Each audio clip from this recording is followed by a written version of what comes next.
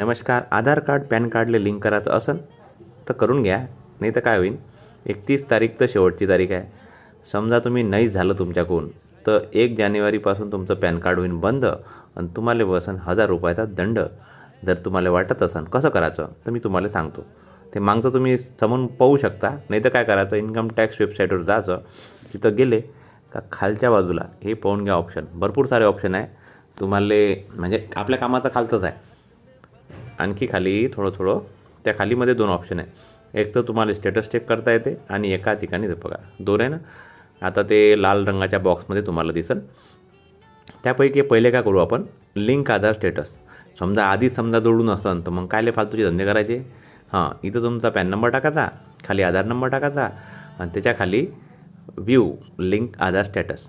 हे पहा आपलं तर काम जमून आहे बा.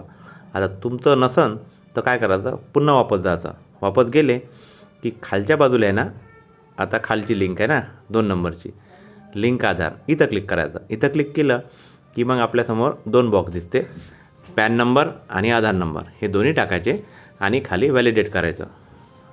तुम्हाला लिंक नसेल तर ते ऑप्शन येऊन जाईल. माझं लिंक असलं म्हणून मला म्हणते भाऊ आधीच जोडून आहे. आवडलं असेल तर आपल्या चॅनलला सबस्क्राईब करा. धन्यवाद.